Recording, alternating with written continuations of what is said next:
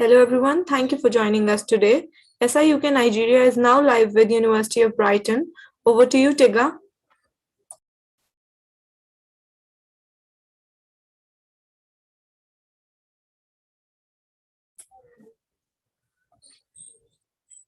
Hello, Tiga.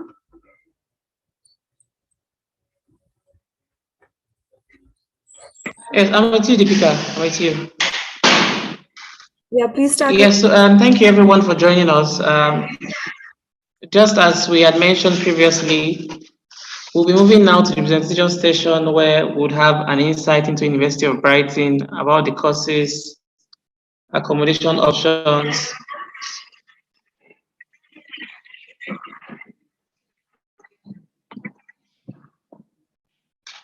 Hello, good morning, good afternoon, everybody.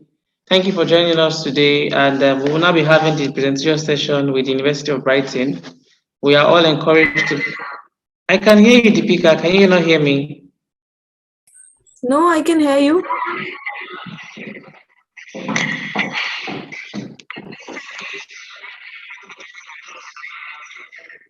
I think there's some disturbance from your end. So let's hand it over to Dan, and he can start with the presentation. Over to you, Dan. Okay, thank you very much indeed. Just to say good morning to everybody, and thank you very much indeed for joining us. It's nice to see you all here this morning and hope that everything is well.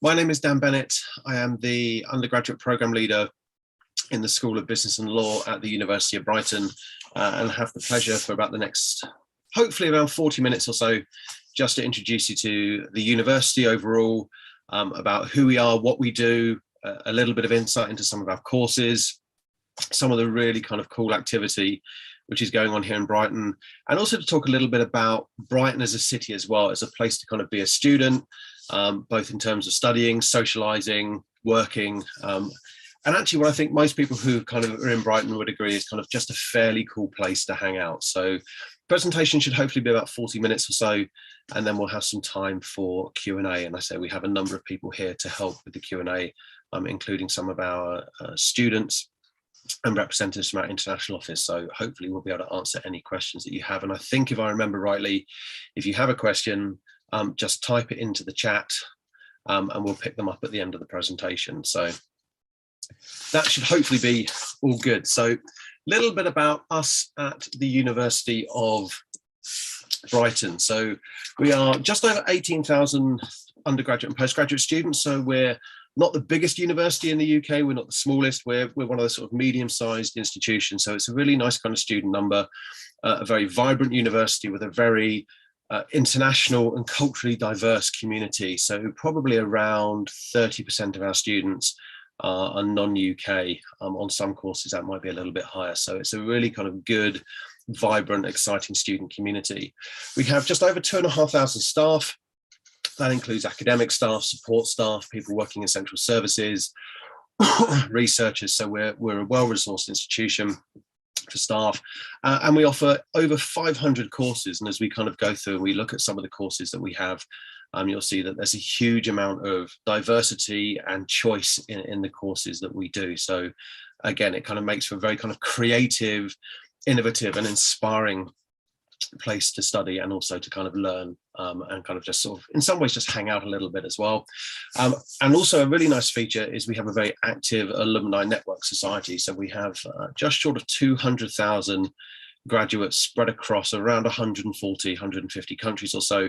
So when you finish studying with us, you become part of a really big global network of students with links into Brighton. So I say you're kind of part of a much larger community when you're studying with us. And a little bit of on our history, really. So Brighton is a kind of what the UK would kind of call a fairly new university. So we gained a university status in 1992, but our foundations as an institution go back to the mid-1800s when we were first the Brighton School of Art. So that was established in January 1859. We then evolved and joined with another training school in the late 1800s, which was the Chelsea School of Education, which was based on the Eastbourne campus. And then the Technical College opened in the early 1960s. We then became a polytechnic in the 1970s. And in the early 1990s, we were granted our university status. And this year, we are celebrating our 30th anniversary as a university, which is a really, really kind of cool place to be. And there's all sorts of events and kind of celebrations going on this year and into next year as well. Within all of that, the university has changed shape and structure. Different courses have kind of come online, different schools have emerged. Probably the big one was back in 2003 when we opened our medical school, which was a partnership between the local hospital trusts and the university. So we have a fully fledged medical school, and that we also run that in partnership with some other universities as well. Sorry, my slide didn't click. So if you're not too familiar with where we are, if you kind of just look at the map, think of London, come directly south by about 40 miles, and that's where we are on the south coast of England, considered to be one of the warmest and sunniest places in the UK, which is something we're very proud about. And we have campuses in Brighton and just along the coast in Eastbourne. If you are flying into the UK, it's about 30 minutes on the train from Gatwick Airport. So it's a very kind of quick hop down from Gatwick. If you're flying into Heathrow, it's about 50 minutes on the train from London. From Heathrow, maybe about an hour and 20 minutes. Quite often people either kind of get the train into London, then down to Brighton, or there's a National Express coach which goes straight from Heathrow Airport into Brighton. So although we're on the south coast, we're very, very kind of close to major international travel terminals, Gatwick, Heathrow. We've also got the Channel Tunnel and ferry ports just along the coast. In between Brighton and Eastbourne, there's also a ferry port called Newhaven with direct links to northern France as well. So we are UK-based university on the south coast, central to the international transport links, but actually the closest university in terms of our connections to Europe as well. And that is something which kind of a number of the courses and a lot of our students kind of benefit from as well. So our courses have a very international feel to them based upon our kind of international links with our partnerships, where we're based, and also the students that we have studying with us. Sorry, my button isn't working very well. Where are we now as an institution? We're in the top 50 for graduate outcomes. So every year there's a kind of something called a graduate outcome survey, which looks at the success of our students, what they go on and do, and we're one of the top 50 universities in the UK for our graduate outcomes. Our headline graduate employment rate is 91.6. So this is how many students are not looking for employment within a year and a half of kind of graduation. So these are students who are kind of working or kind of gone on to further study. I think as well, one of the things for the university, which it's probably worth noting, and certainly it's a focus in the business school where I am, is, you know, although we're really, really pleased and really, really proud of our graduate employment rate, 91.6%, particularly kind of given everything over the last few years with kind of the global pandemic, is a fantastic statistic.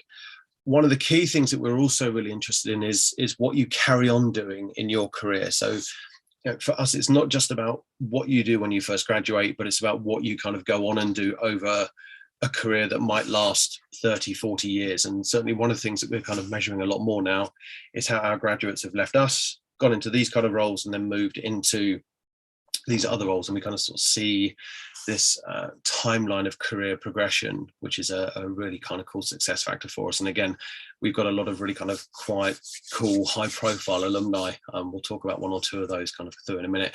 And again, you just kind of see that progression in people's careers. We're 80th in the university league table for 2020, which was a nice increase in our kind of previous position. And again, we are kind of sort of moving forward across a number of the league tables. We're a member of the University Alliance Network. We were awarded a silver for our teaching excellence in the TEF framework, which again was a really good result. And we're in the top 15 for graduate outcomes in London and the South East. So again, we're kind of a really nicely well-positioned university. We have a core strategy at the university called Practical Wisdom. So this is about applied learning, applied knowledge. It's about how you use your education in practice. And that forms a really kind of key part of what we do. And I think is a large part behind the success of our graduates in terms of what they go on and do in their careers. So this idea about kind of practical wisdom is really, really important to us. And we've got some other slides coming up about employability and careers opportunities. And again, they're very, very central to what we do as a university. And we are in the top 30 globally for our student mix. And again, that's kind of thinking about the profile and the mix of our students, the diversity of our students as well. And that is something that we are incredibly proud of. And again, I mentioned our graduate network, our alumni network of just under 200,000 students worldwide. We are in regular contact with many of them, and there's some really, really cool work being done and some really exciting things being done by Brighton graduates in a whole range of places across the world. Particular areas of excellence for us, and again, a little bit of insight into some of the courses that we offer. Civil engineering, so we're joint first in the UK for our graduate prospects for civil engineering. Art and design, we're in the top 13 and the top 100 globally. And again, our foundations as an art college, we have a huge amount of history in art and design, architecture. So that kind of positions us very, very well globally as an institution for those kinds of courses. Health professions, 10th in the UK overall, joint first in the UK for career prospects. Medicine, the medical school is ranked first in the UK for student satisfaction, which is absolutely superb. In the school I'm in, economics, we're ranked 10th in the UK for teaching quality. I think the law course as well is ranked about 13th for kind of graduate outcomes and added value as well. So we've got some really kind of good stats coming out of the business school too. Education is in the top 15 in the UK, sports related courses in the top 100 globally. Physiotherapy, joint first for graduate prospects. And the Brighton Student Skills Hub is one of the top 2% of accredited centres worldwide. So this is very much about student skills, student development, your personal, professional development. We have a number of hubs and added value activities that we do as part of our courses, which are all designed to help increase your profile, increase your knowledge, work on your personal and professional development. I say we rank in kind of the top 2% of accredited centres for skills worldwide. So that again is a really kind of nice badge for us to have. Some of our alumni, I say if you kind of go onto the university website, you go onto the university LinkedIn pages, you'll see all sorts of stories. We had graduation. I was at graduation on Tuesday, and we had our first in-person graduation for a couple of years. Obviously with the pandemic, graduations for pretty much every university went online. So we had our first in-person graduation on Tuesday, and it was absolutely super. It's a really nice celebration of absolutely everything that our students do and the work they do, and just seeing, I say, students who I haven't seen for about a year and a half walking across the stage, getting their awards, meeting their family was absolutely super. And we had quite a few alumni who were down to kind of share that celebration too. Some of our notable alumni that we have at the moment, some examples: creative director of Lego in Denmark, the person who designed the 2020 Olympic medals. We've got a best-selling author. We've got a royally recognized computer scientist and inventor, product designer at Facebook, head of logistics for Google, and technical data engineer at Boeing. We've got notable surgeons, professors, lawyers. There's people who are doing a whole host of things, and also increasingly quite a few people who are working in charities, NGOs, working in sort of kind of governmental advisory services too. We also have a BAFTA winning filmmaker. We've got internationally renowned fashion designer in our alumni too. So groups of people who've gone on to start up their own businesses, which have received national and international awards and acclaim as kind of new startups. So one of the key things I think that Brighton does, and I've been at Brighton University for about 20 years. I was actually a student at Brighton University before I became a member of staff. So I graduated back in the mid to late 90s, went off and did a few things for a few years, and then kind of came back to the university. And one of the things that I kind of remember from my time back then as a student, and I think even more so now, it's about opportunity. It's about what people are interested in, the directions that they want to go in, the range of directions that people want to go in, and the support that we offer as an institution to helping people do that, I think is a really kind of key thing that we do very, very well. I say our support, our development, our networks, I say are really kind of key strengths for us. And I think some of our alumni successes are probably kind of a testament to some of that too.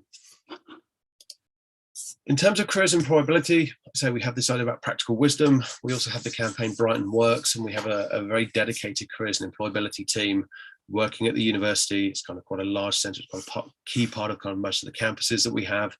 They offer careers advice, mentoring, volunteering.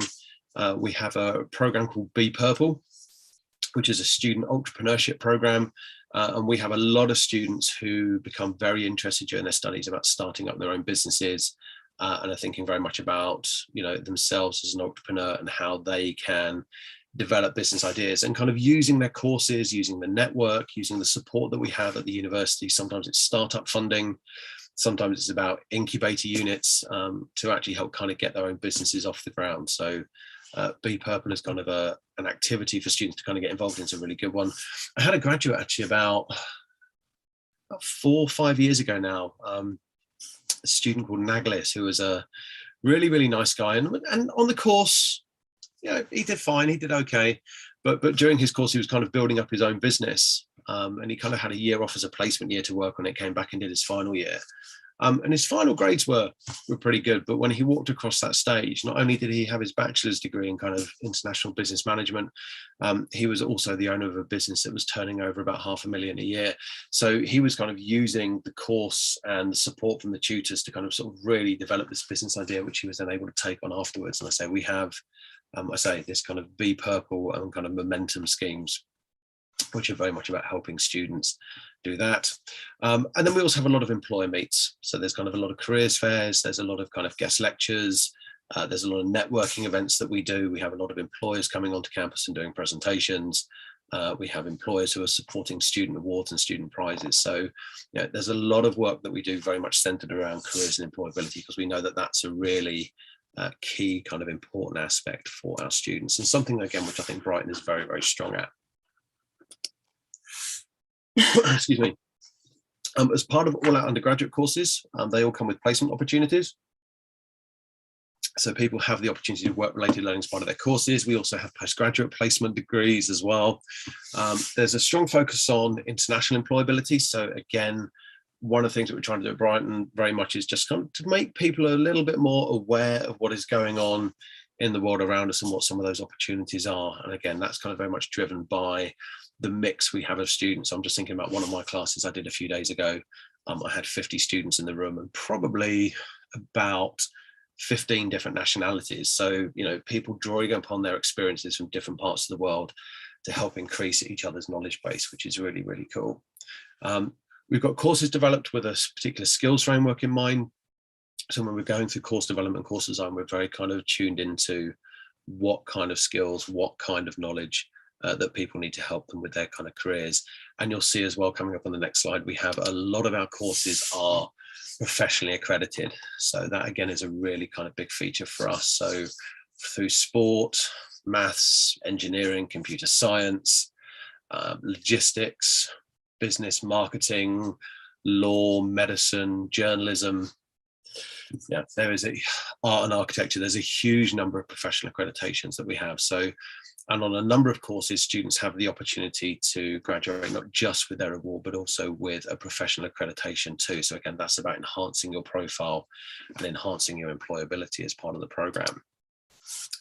On the master's routes with placements, I say start building a career network, pay placements. So all the placements are paid.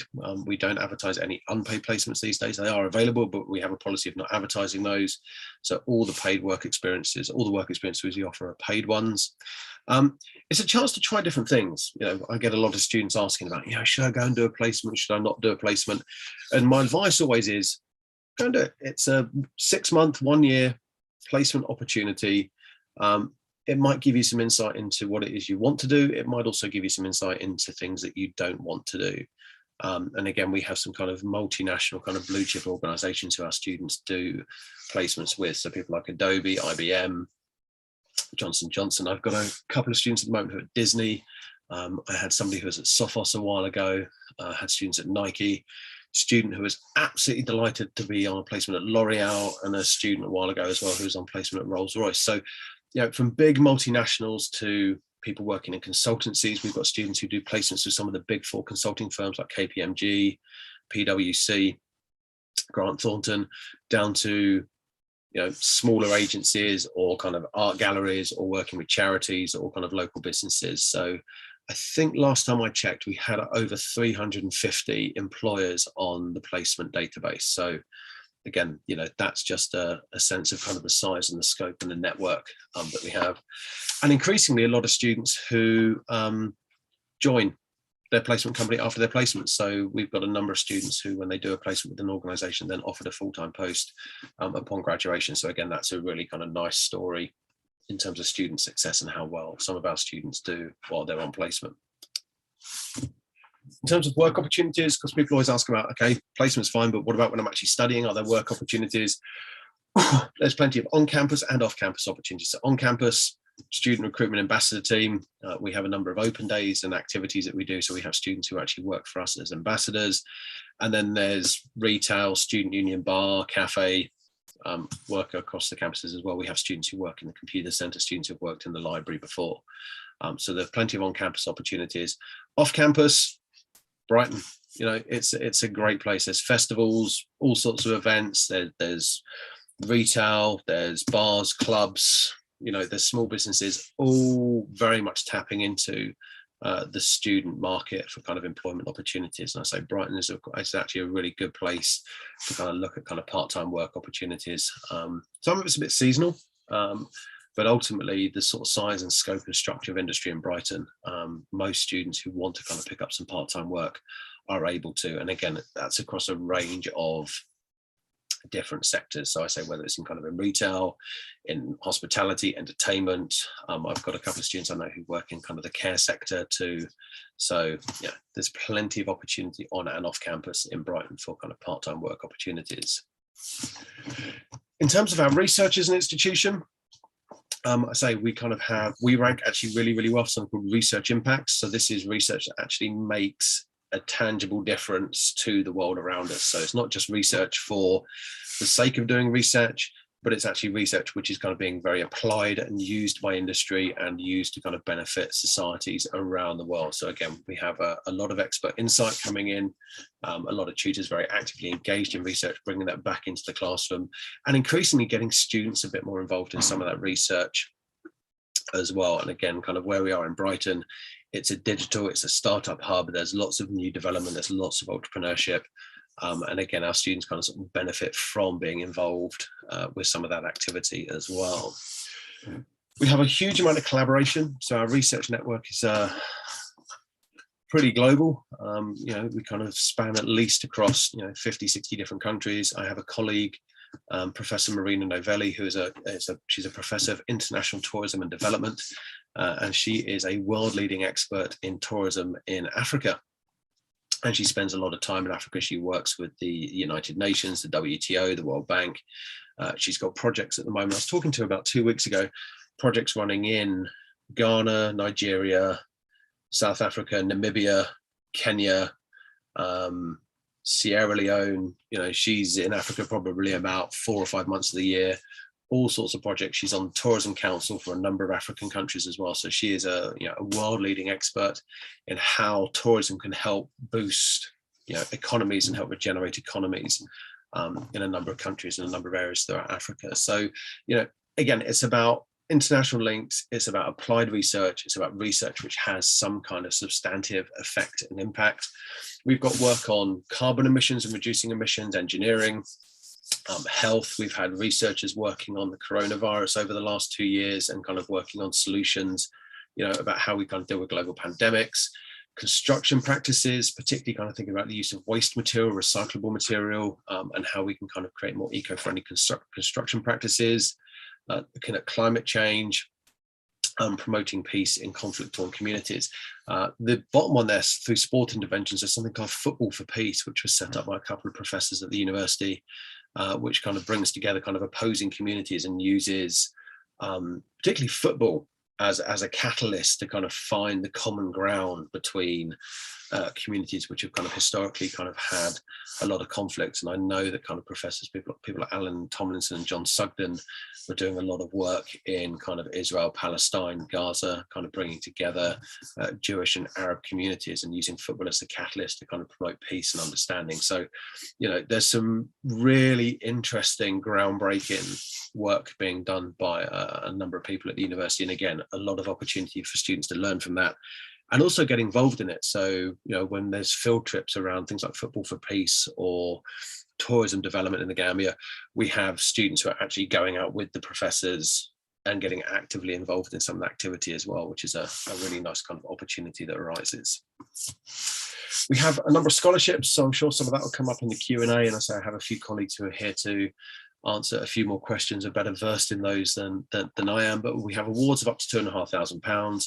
There's numerous awards made every year. They're available to undergraduate and postgraduate. And then there's other scholarship funds which are available as well. And then we also have international student research scholarships at kind of postgraduate level. So there's plenty of opportunity there. And I say, I'm sure one or two of my colleagues will be able to add a little bit more detail if anybody has any particular questions.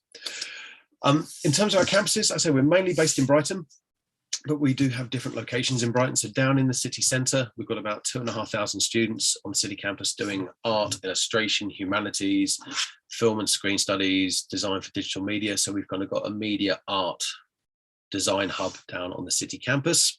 Again, a very kind of vibrant, creative place, or part of the city to kind of be in. On the Morecambe campus, which is our largest campus, we've got the business school, we've got engineering, we've got computing, maths, science, pharmacy. We've just completed a new big build project. So there's been about £175 million investment in the Morecambe campus over the last 2 or 3 years. New halls of residence, the new academic building, Elm House, which is where the business school sits and where we're based. And again, lots of kind of creative, sort of entrepreneurial kind of work coming through that. And about 80% of our international students are based on the Morecambe campus. We also have the International College on the Morecambe campus as well.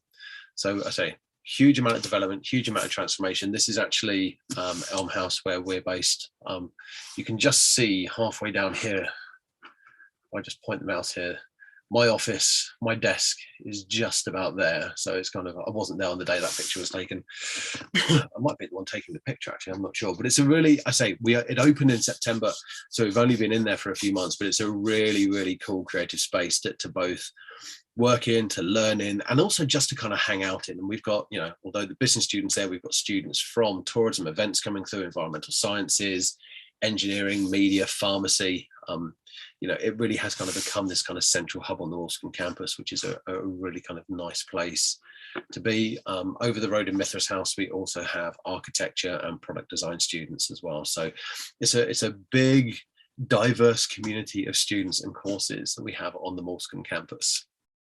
And at Falmer, just over 7,000 students, mainly focused around education, humanities, English, philosophy, politics, applied social sciences, excuse me.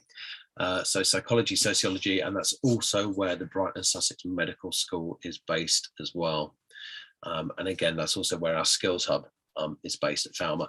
And movement between the campuses is really, really easy. So if you're thinking about sort of, you know, Brighton city centre, you've got the city campus here, and then you just come outside, you've got Morecambe and then Falmer. So from the city centre to Falmer, it's about 10 minutes on the train.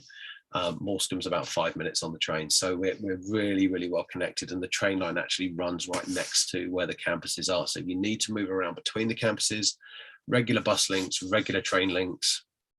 And it's, I say, it's very, very easy to move kind of from one campus to another if you want to kind of get involved in some of the activities happening on one of the other parts of the campus. We still at the moment have an Eastbourne campus that is actually going to be closing in a few years' time. So we're kind of bringing everything back and centering everything back in around Brighton, but we still have students in Eastbourne at the moment studying sport, journalism, physiotherapy and podiatry, but most of them will be moving to the Falmer campus in about 2 years' time. But I say certainly some of our internationally award-winning courses are based in Eastbourne, and Eastbourne itself is a really nice town to kind of be in. You know, it's again, it's on the south coast. It's a very friendly, open, and welcoming town to be in. So, as I mentioned, train links. So the Brighton station in the centre of Brighton is here. City campus and the Grand Pré campus is just here, which is literally about a 5-minute walk from the station.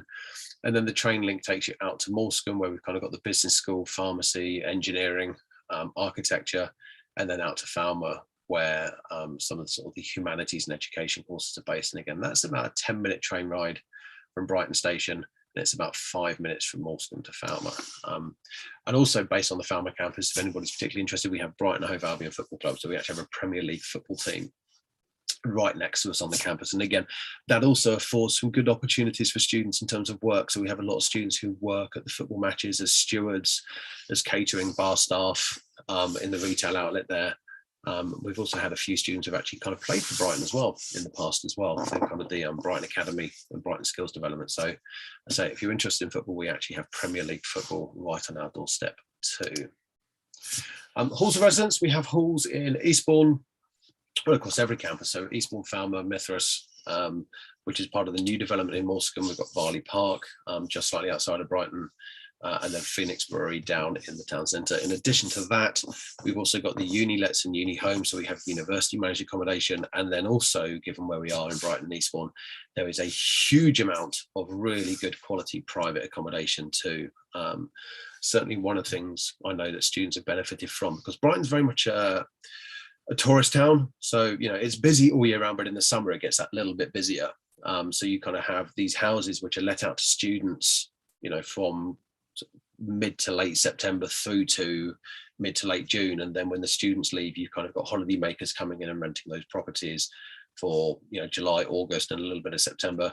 They then go, and then the students come back. So we also have examples of kind of short term lets as well, for 9 months rather than 12 months, and that's almost like, you know, students and tourists kind of having a bit of a house share. So that can kind of be quite a nice financial benefit if you're able to pick up one of those too. On-campus activities, like any university, we've got a huge amount of things going on. So we've got cafe bars across the Brighton School campuses. We've got a ton of student societies. There's all sorts of wellbeing activities, exhibitions, events. The student union have a huge amount of things that they do.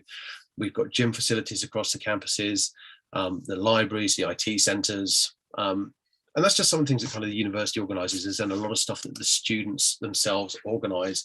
And I think somewhere in the region of about 80 different student societies, everything from societies which are about the subject.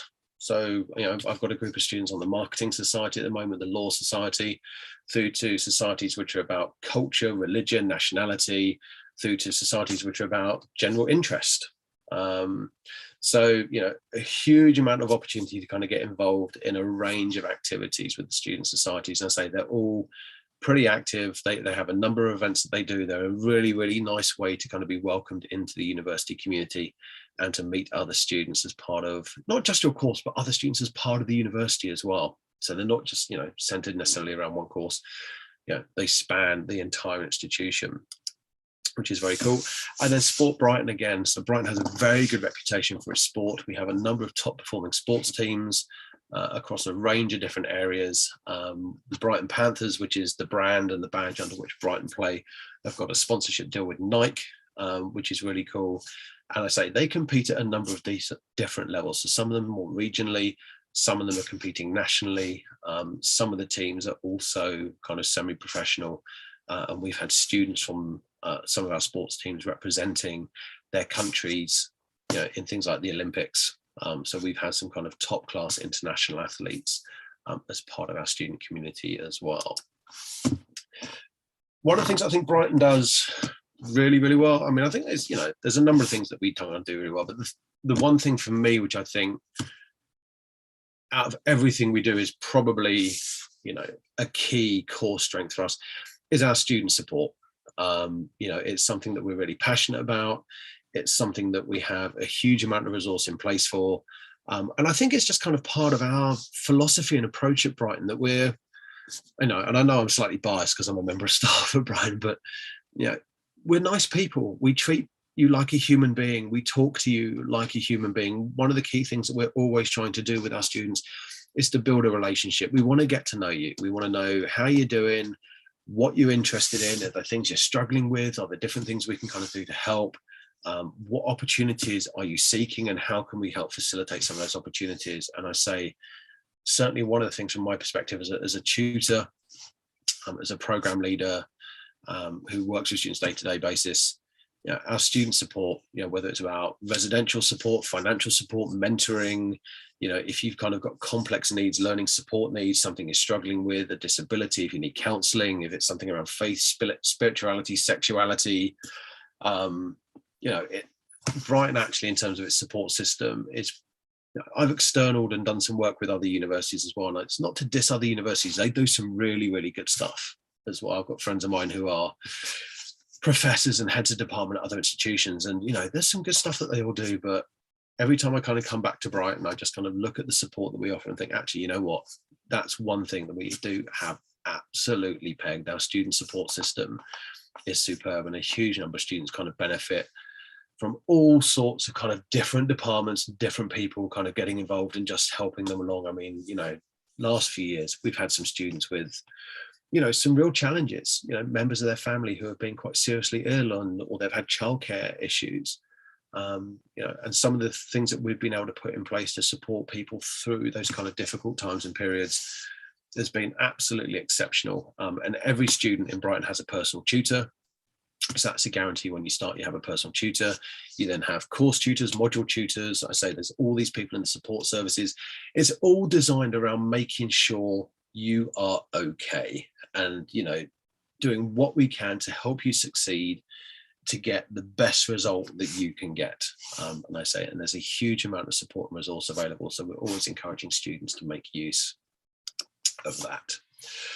In terms of off-campus activities, again, you know, south coast of England, particularly Brighton, it's a good place. Brighton's a good place to hang out, actually. You know, educationally, employment-wise, it's really cool. But also, Brighton has a good reputation for being a fun place to be. I mean, I say to students, you know, when you come on the course, we want you to work hard. Okay, this is my program leader hat on.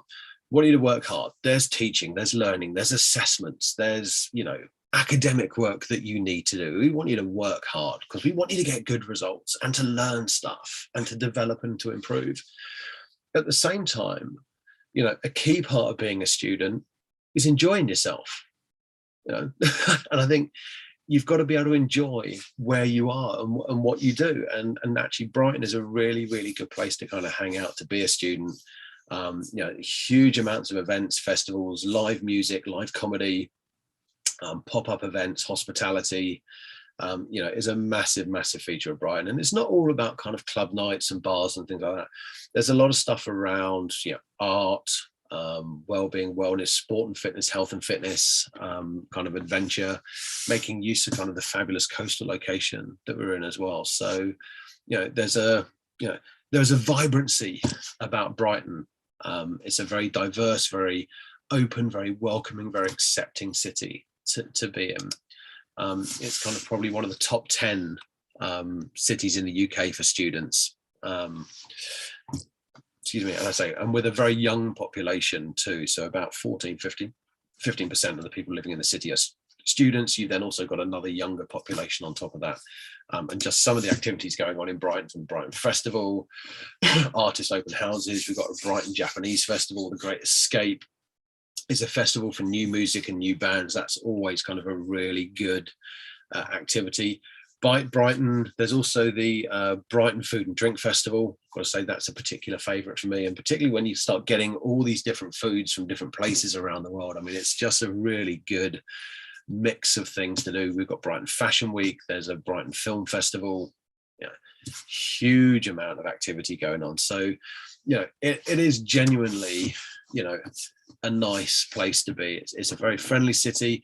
I think personally, it's quite a safe city.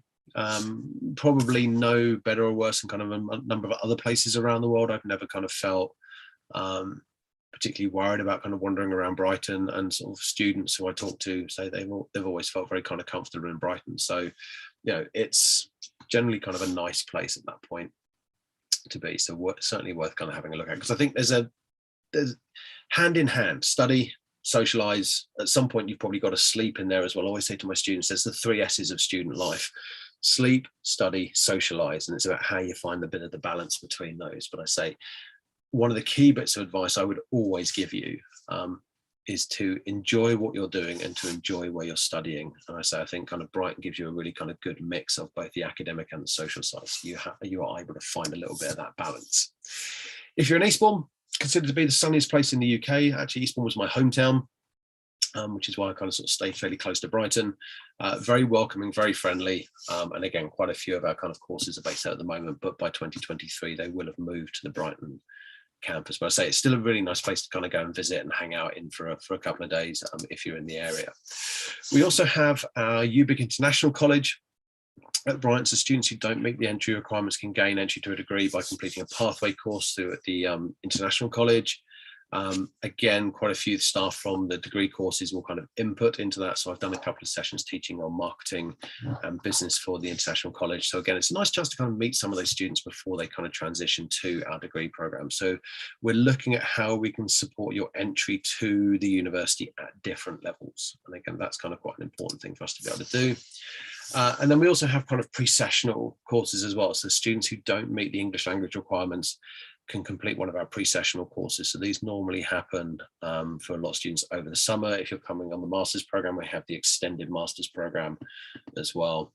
And again, we do some subject material, but a lot of that is also kind of around English language support, and the English language support can happen as well continuously throughout the year if you need it as well. So quick overview, because I know we need some time for Q&A. Apologies. I get excited about, I think education is great. I think kind of going to university, doing a degree, learning, developing yourself, developing your knowledge, meeting new people.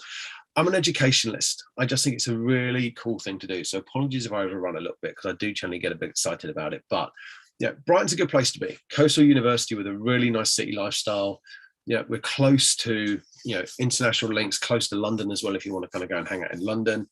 Employability, student support, I think, are really key features and key focuses for us. Our graduate recruitment, and our employability stats are really good. Very hands-on. I say this idea about practical wisdom. We want you to do stuff. We want you to learn, but then think about how you use that. So, actually applying your knowledge is a really key focus for us as part of what we do.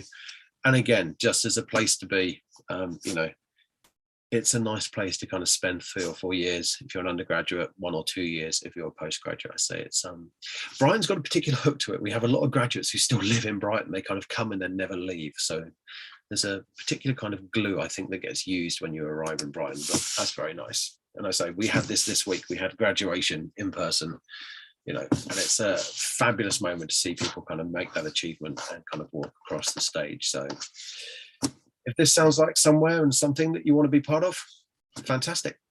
We would look forward to seeing you. But I think kind of my key takeaway is, just enjoy, be happy, enjoy what you're doing and where you're doing it. That's a really key thing for us. So I will stop talking now at that point, because I know that there's a little bit of Q&A coming up, and there's a few other people who probably got a couple of bits that they want to say. So I'm not too sure who I'm handing back over to at this point. So somebody might be able... Am I handing over to somebody who I possibly can't see at this point? Okay. Good morning, Bennett. Thank you, Bennett. Can you hear me? Yeah, we can hear you. Yeah. Okay. So thank you very much for that presentation, and thank you so much for those that have been joining and been listening to us so far. For those that have dropped their questions, want to thank you. We'll be going to the question and answer session now. And for those that still have questions that are yet to send in their questions, please be encouraged to do so. So the first question I have here is basically bulging around the application process. So students would like to confirm the turnaround time they can get in terms of how soon they can get an offer for applications that they've already made. Okay, hello everyone. I'm Saeed from the international office. I will actually try. I've been seeing your questions on the chat, and I will try to answer all of them for you. So actually, the first one I saw was about tuition fees and scholarships. I think Dan mentioned the scholarships that we have, which is up to 2,500. So the way you can apply for the international scholarships, after you received your offer letter, you can go onto our website. We will provide you with a link. And then you will need to answer 3 questions in an essay format and submit before the deadline. So the first round will have a deadline at the end of March. And then after that, we will have a second round of scholarships as well, also up to 2,500. The tuition fees at University of Brighton, it varies for postgrad and undergrad, for some programs, if it's lab-based, but it's between 13,800 and 15,300 for some of the master courses. Just to get back to the turnaround time, it differs if you apply in a time where there are, maybe we receive a lot of other applications. So it should be 48 hours. However, if it's peak time, it could be delayed for up to a week, perhaps. It really varies. So what is the English language requirement? English language requirements, again, okay, for postgrad students, it's a 6.5 IELTS. For undergrads, it's generally a 6 IELTS. Okay, how much is your deposit? The deposit payment is £3,000. That's the deposit you need to pay before you can apply for your CAS letter. And is a student allowed to live in a unilat and unihomes with family? So actually, the only specific questions about accommodation, I highly recommend that you get in touch with our accommodation team. Their email address can be found on the university website if you look at other accommodations. So they can provide you with solutions and recommendations better than I can.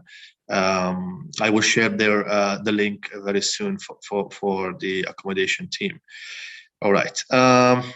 So what's the arrangement for kids, again, for support for a female with a kid?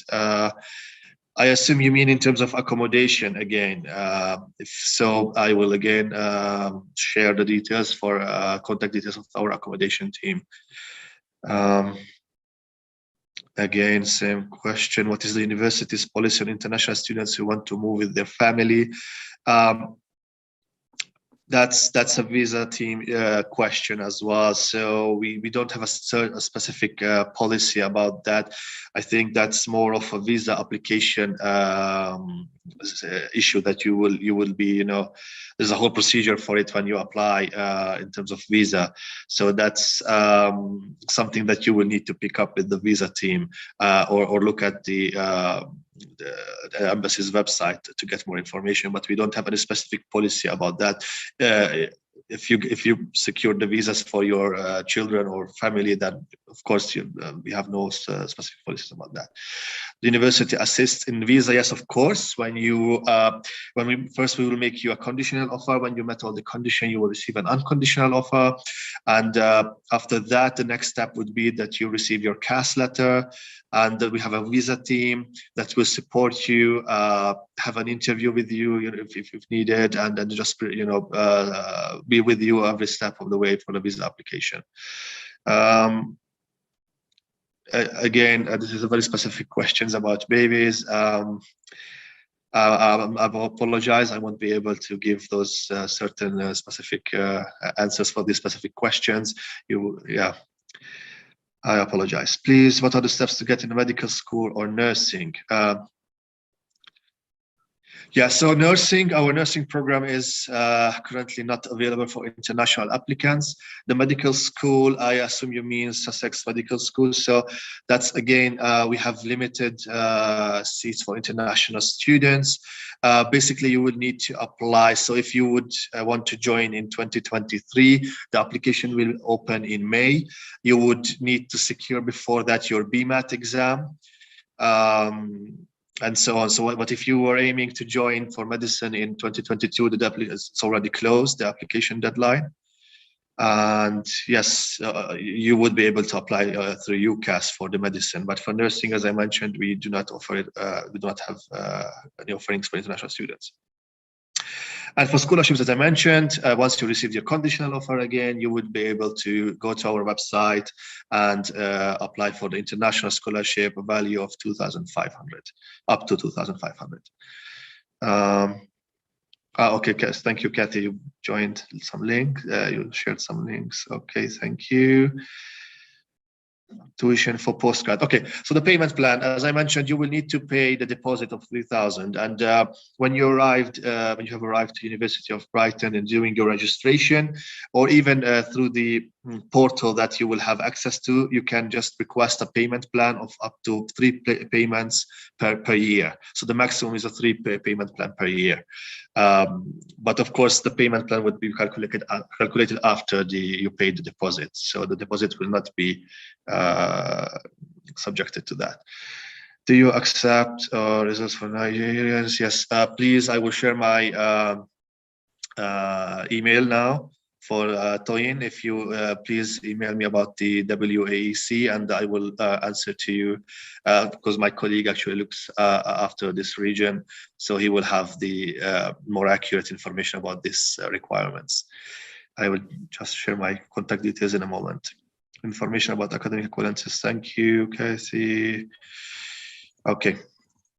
When is the deadline for applications to law for September? So for undergrads or masters,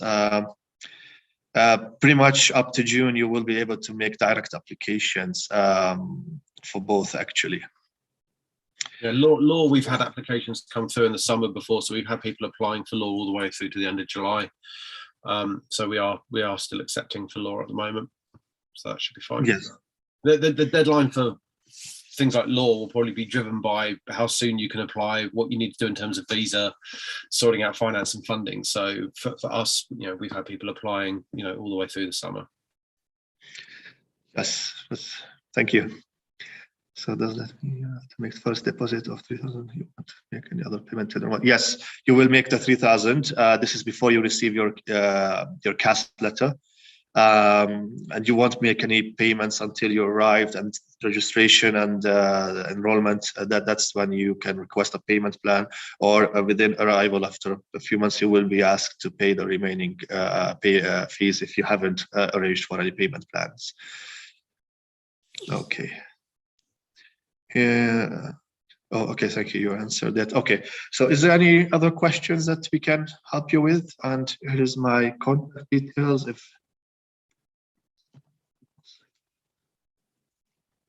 Oops. Somebody just raised a hand. I shared my contact details. If I haven't answered any of your questions, if I didn't know, the exact, if there were some details, please feel free to email me. I will forward your query to somebody who can. And did anyone raise a hand? You said? I thought I saw a hand raised, but there's a question that's come through from Corinjo who's asked how to apply. So how to apply? Okay. I think SIUK will be more than happy to support your application. So you just need to get in touch with the team in your local country. I think we have team members here. They can share their details. Right? Okay. Yeah. Yes. We can assist with the applications. We've already sent out information to them how they can get their documents across to us, and we can support them with the applications. Yeah. So I will also have some questions from YouTube. For those that joined via YouTube. Hello, are you with me, Bennett? Yeah. Yes, I said we have some questions from YouTube. Okay. I can't see them, so if you speak them, we will do our best to answer them. Yes. So for postgraduate students now, they want to confirm in terms of those that might be doing conversion degrees, how sufficient is a work experience that they might have in terms of supporting the applications to courses that they might not have a direct academic background under? It helps. I mean, it will vary from course to course. So some of our master's programs are about continuation, some are conversion. Some don't necessarily need any prior knowledge. So the first couple of modules are very much kind of foundation, getting people knowledgeable about the subject, and then the detail kicks in. So it will vary from kind of course to course. I think if you are looking at conversion, having a little bit of experience in the area you are converting to is probably quite a handy thing, but for some courses it's not essential. So you need to look at the website for individual course requirements at that point. Okay. Thank you very much for that clarification. So then the next question here is, in terms of courses that have placements, is it automatic, or the students will need to basically look for the placement options themselves? So students need to look. So we have a lot of support, but ultimately students will need to do the application, attend the interview, get the job. So we kind of help facilitate the contact. We give support. We can help review CVs. We can introduce students to the networks. We advertise a lot of placement positions. but ultimately students will need to apply for those, and some of them are quite competitive. So, it's not that we kind of just go, right, there you go, there's the placement. There's still some work for the students to do in terms of applying and being interviewed, but we give quite a lot of support in terms of how we help you with that process. Okay, so thank you very much for that response. And then the next question here is basically around accommodation. So for students that might have family members, like postgraduate students who might want to go with their spouse and their kids, they want to confirm if it's possible the university offers accommodation options for families. We do. I think in some of the new accommodation, there is some family accommodation. I'm not too sure how much though. That might be one. Somebody, I think Zaid's just posted up a link for the accommodation office on the chat. So if you go onto the university website, brighton.ac.uk, and then you can search for accommodation, they'll kind of give you a bit more information. So I think I remember saying we do have some family accommodation, but it's quite limited. So it might be competitive, but at the same time, I know quite a few students who are here with family who are in private accommodation, and that's probably a slightly easier one to arrange. So it's probably best to actually check in with the accommodation office for specifics around that. Okay, thank you very much for that. And then on a final note, I don't know if you could just maybe share more light on student experience aside studies. What can they get to get as extra side attraction in terms of Brighton as a university location, and then what they stand to gain outside their studies?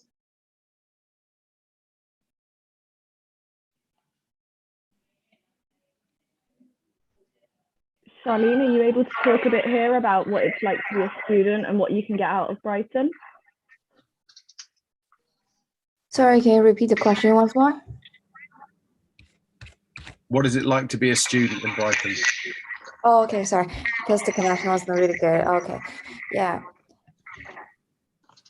Oh, so yeah, I'm now studying in Eastbourne because I'm doing my master in physiotherapy. My program is mainly in Eastbourne, but it's really lovely to be student in Eastbourne. I always travel to Brighton, so I bet I can answer some of the questions about Brighton as well. So as we just mentioned in presentation, like Brighton and Eastbourne are also lively. For students, in Eastbourne, there are many it's more a city with students mainly. Like there are less tourists, is less busy here, but yeah, it's really a good place to hang out with your friends, your classmate here.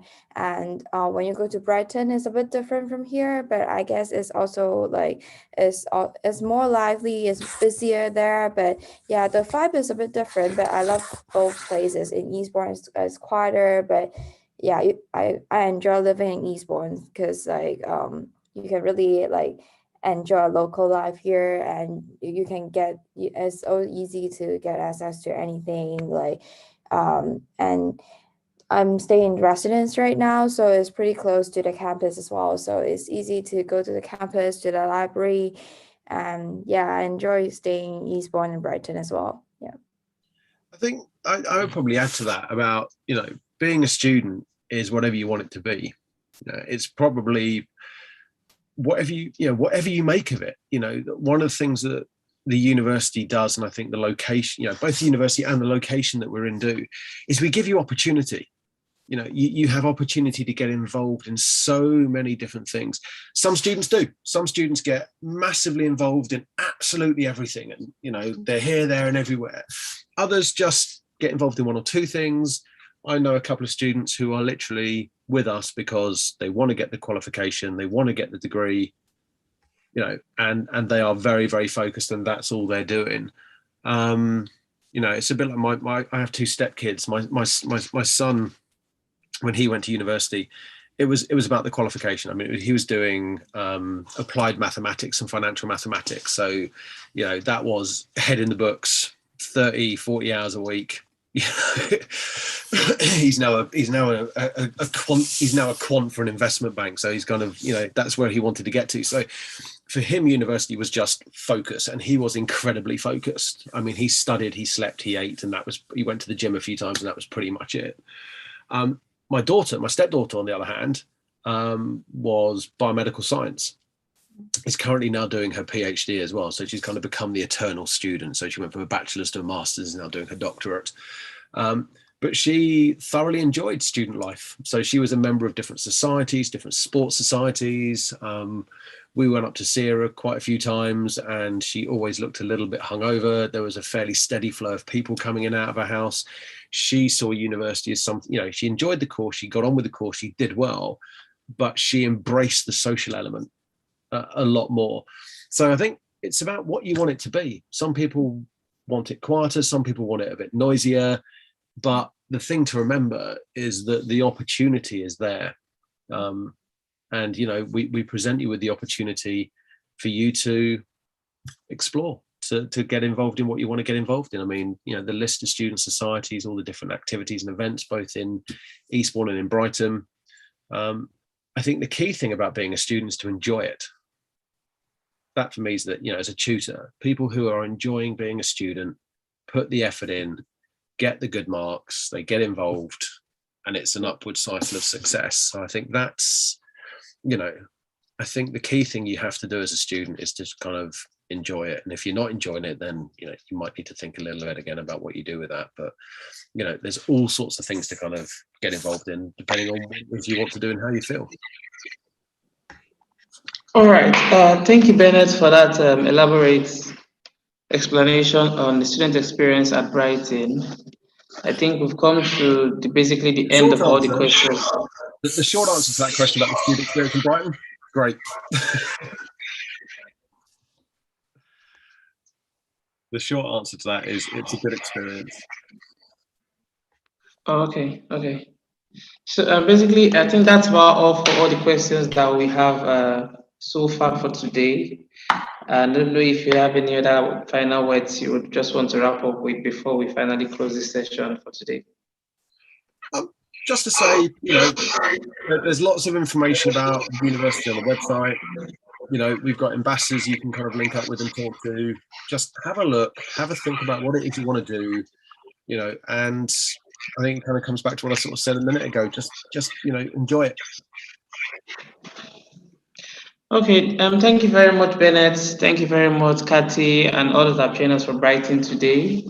And to our students that have joined as well, thank you for your presence. Those that ask questions, we thank you for your questions.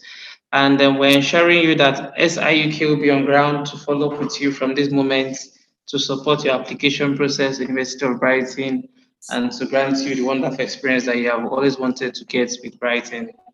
So thank you all once again, and I wish you all the best times. Super. Thank you very much. Yeah, thank you, Bennett.